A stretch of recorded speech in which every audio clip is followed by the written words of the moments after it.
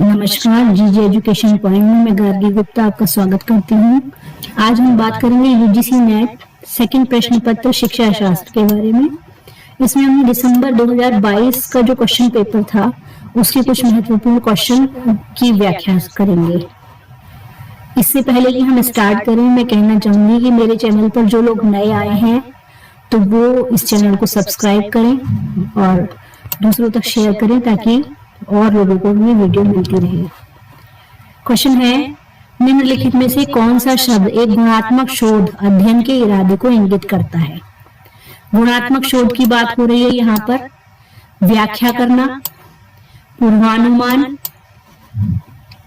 Exploration और estimation यानी अन्वेषण और आकलन। तो इसमें से व्याख्या करना गुणात्मक शोध में नहीं होता है, पूर्वानुमान प्रिडिक्शन भी नहीं किया जाता है, तो इसमें आएगा गुणात्मक शोध में। क्योंकि शोध की बात हो रही है तो यहाँ पर अन्वेषण इसका आंसर आएगा। नीचे दिया हुआ है ऑप्शन नंबर सी, आंसर है अन्वेषण। एक चर जो संभावित रूप से एक शोध अध्ययन के परिणाम को प्रभावित करता है लेकिन इसे प्रत्यक्ष रूप से देखा और नियंत्रित नहीं किया जा सकता, इसे इस रूप में जाना जाता है। तो इसे किस रूप में जानते हैं जिसे हम प्रत्यक्ष रूप से देख नहीं सकते? तो गुणवाचक चर, भ्रामक चर, परिनियामक चर या सहवर्ती चर। तो उसको हम जानते हैं भ्रामक चर, जो हमें केवल भ्रमित करता है। यह पोर्टफोलियो आकलन तकनीकी शैक्षणिक प्रथाओं के एक भाग के रूप में छात्रों के मूल्यांकन के लिए प्रयोग की जाती है। इसमें से हमें एक ऑप्शन चुनना है।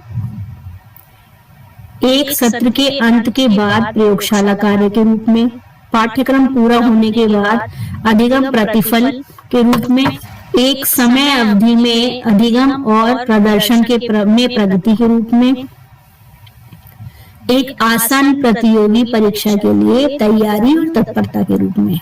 तो आंसर इसका सी है, समय अवधि में अधिगम और प्रदर्शन में प्रगति। इसकी रिपोर्ट देता है ये, जो हमने याद किया है या सीखा है और जो भी हम एक्सप्लोर करते हैं या दिखाते हैं उसकी रिपोर्ट वो देता है। परफॉर्मेंस जो होती है उसकी रिपोर्ट देता है।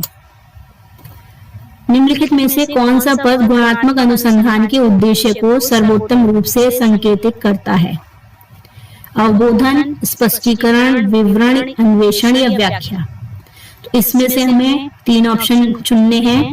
पूछा गया है गुणात्मक अनुसंधान को, तो गुणात्मक अनुसंधान में इसमें दिया है ए, डी एंड ई ऑप्शन।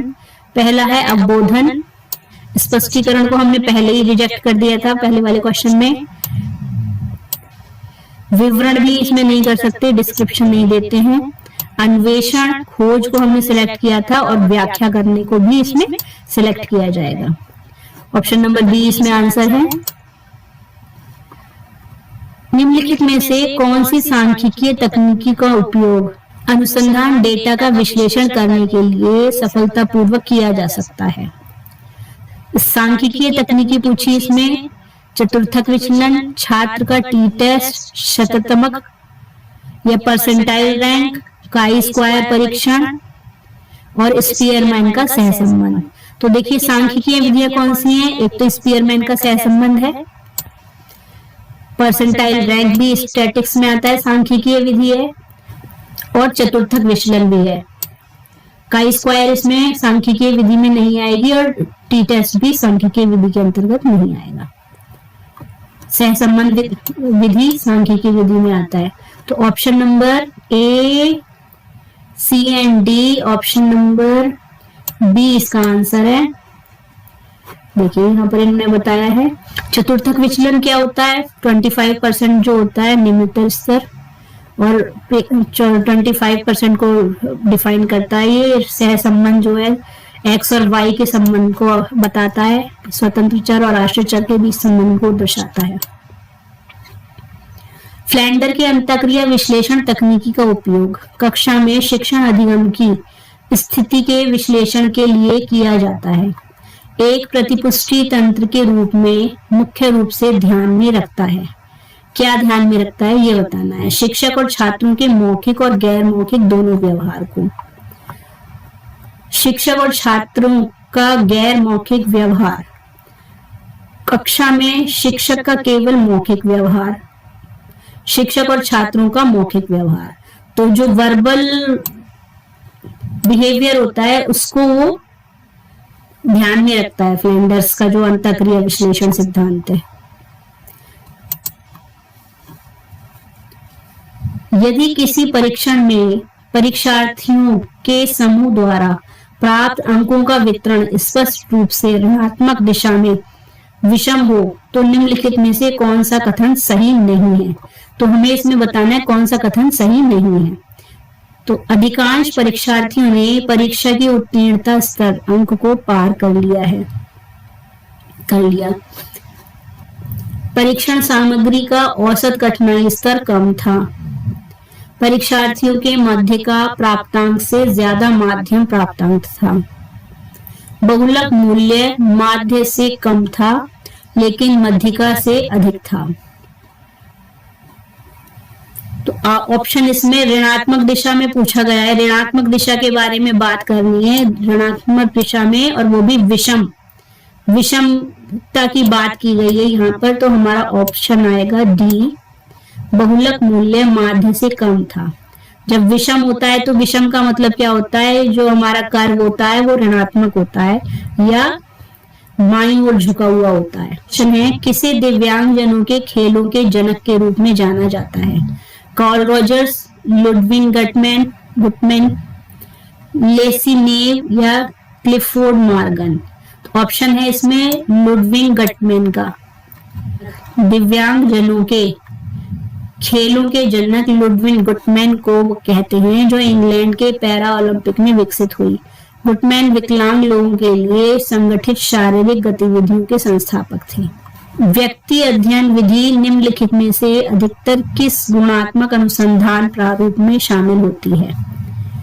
व्यक्ति अध्ययन विधि या केस स्टडी जिसे कहते हैं हम, देखिए, एथनोग्राफिकल यानी नृजातिव्रत प्रारूप, ग्राउंडेड थ्योरी डिजाइन बुनियादी सिद्धांत प्रारूप, नैरेटिव डिजाइन वर्णनात्मक प्रारूप, या फिनोमेनोलॉजिकल डिजाइन घटनाक्रमीय प्रारूप।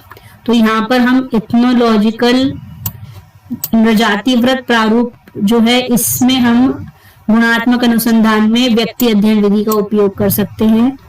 क्यों कर सकते हैं? क्योंकि ये जो व्यक्ति अध्ययन विधि है किसी एक यूनिट पर की जा सकती है, इसका प्रयोग हम किसी यूनिट पर कर सकते हैं। और नृजातिव्रत अध्ययन या प्रारूप जो है वो भी इससे मिलता जुलता होता है।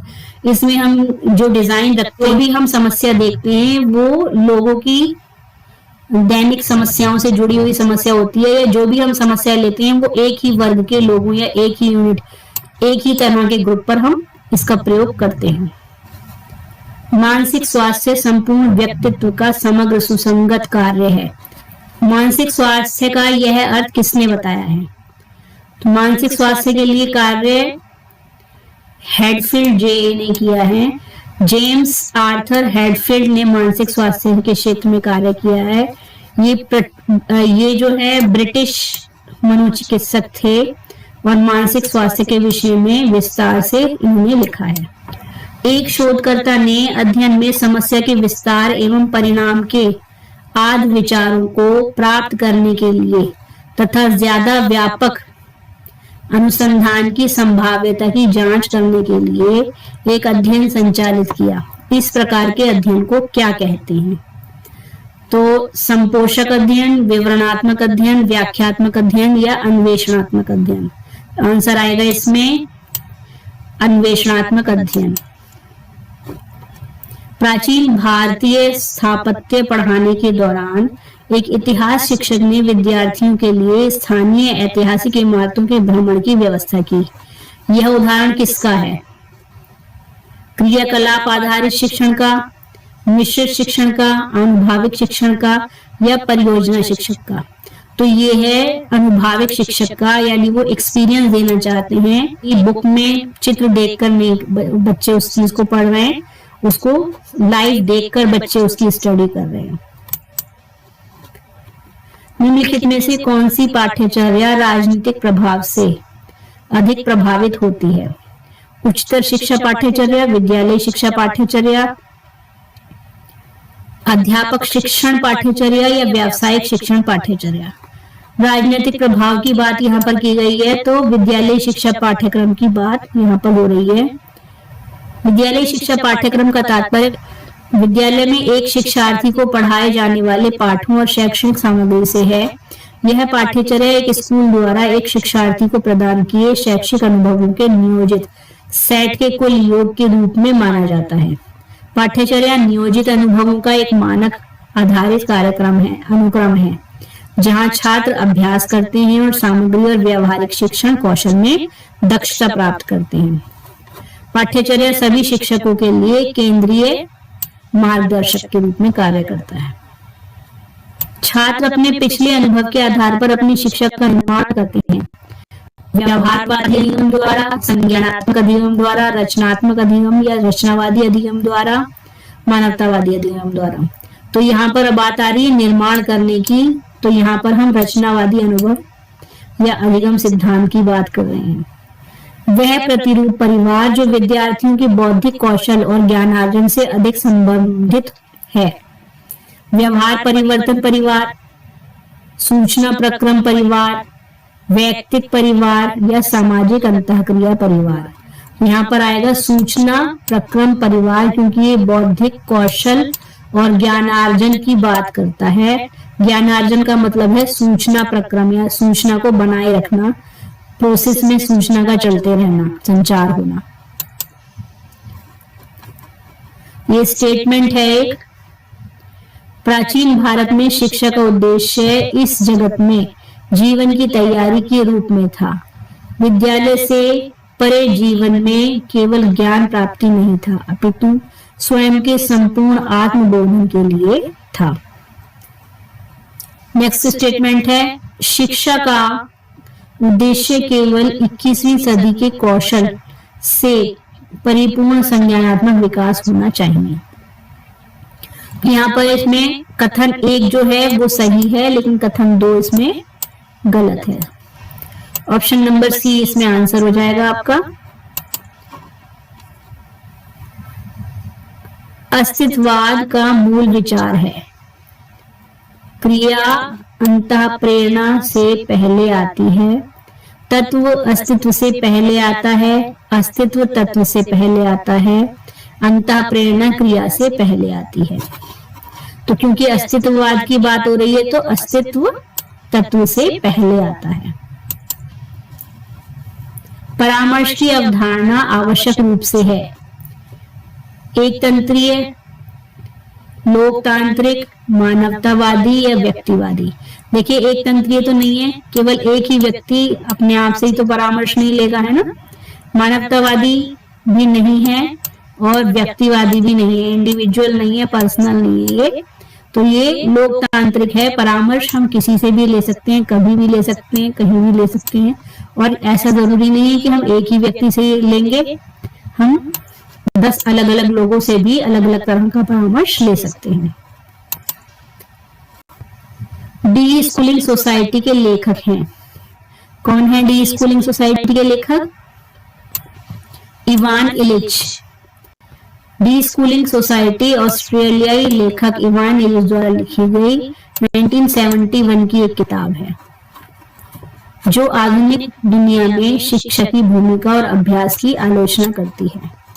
राष्ट्रीय अध्यापक शिक्षा परिषद द्वारा मान्यता प्राप्त अध्यापक शिक्षा कार्यक्रम है। तो बात हो रही है DPSE, diploma in pre school education. तो ये जो है अध्यापक शिक्षा के लिए है।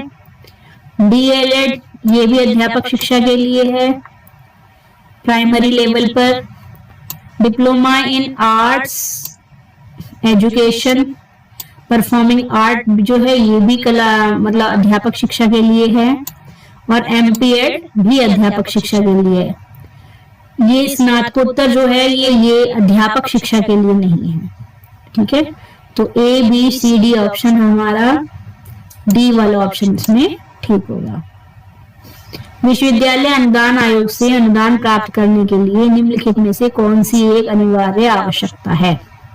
एक अनुदान प्राप्त संस्था होगी, केंद्र या राज्य सरकार द्वारा स्थापित, नियंत्रण निकाय द्वारा मान्यता प्राप्त हो, राष्ट्रीय मूल्यांकन और प्रत्यायित परिषद द्वारा प्रत्यायित। ऑप्शन नंबर डी इसमें हमारा आंसर है, विश्वविद्यालय अनुदान आयोग के लिए। निम्नलिखित में से कौन सा व्यक्ति के स्वास्थ्य और स्वास्थ्य से संबंधित अवस्था के बारे में विवरण देता है? तो ये देता है आईसीएफ मॉडल जो है वो व्यक्ति के स्वास्थ्य और स्वास्थ्य से संबंधित अवस्था के बारे में बताता है। ये जो है डिसेबल पर्सन्स के बारे में भी बताता है कि वो कितने % अक्षम है। विकलांगों की प्रमुख मॉडलों को भी एकत्रित करता है। ये देखिए दिया हुआ है, इसका नाम है इंटरनेशनल क्लासिफिकेशन ऑफ फंक्शनिंग। कामकाज, विकलांगता और स्वास्थ्य के अंतर्राष्ट्रीय वर्गीकरण कामकाज और अक्षमता पर जानकारी का वर्णन और व्यवस्थित करने के लिए एक ढांचा है। प्रबंधन के विचारकों की निम्नलिखित सूची में से किसने विविधता के सिद्धांत को विकसित किया है? विविधता का सिद्धांत विकसित किसने किया? एडवर्ड डेमिंग ने। एडवर्ड डेमिंग ने प्रबंध को विविधता के ज्ञान के माध्यम से विकसित करने का साधन प्रदान किया। एडवर्ड डेमिंग के अनुसार किसी भी व्यवसाय में लोगों के बीच उत्पादन में, सेवा में और उत्पाद में हमेशा भिन्नताएं होती हैं। सिस्टम का आउटपुट 2 प्रकार की भिन्नताओं से उत्पन्न होता है। पहला है सामान्य कारण, दूसरा है विशिष्ट कारक। शिक्षा को समावेशी बनाने के लिए क्या आवश्यक है? तो समावेशी शिक्षा के लिए पूछा है इसमें संस्था की पहुंच, शिक्षकों के समर्थन, शिक्षकों की दक्षता, सहपाठियों की सहायता और परामर्शदाता का समर्थन। ये तो ठीक है सब। माता पिता की भागीदारी, शिक्षकों का रवैया, रवैया शब्द यहाँ पर थोड़ा गड़बड़ लग रहा है। अध्यापन में शिक्षकों की दक्षता और प्रशासकों का समर्थन, सहपाठियों के समूह का समर्थन, शिक्षकों की दक्षता, प्रधानाचार्य का समर्थन, माता पिता की भागीदारी और परामर्शदाता का समर्थन। तो यहाँ पर जो है सहपाठियों के समूह से कोई मतलब नहीं होता है। समावेशी शिक्षा में अध्ययन हेतु शिक्षकों की दक्षताएं और शिक्षकों का रवैया।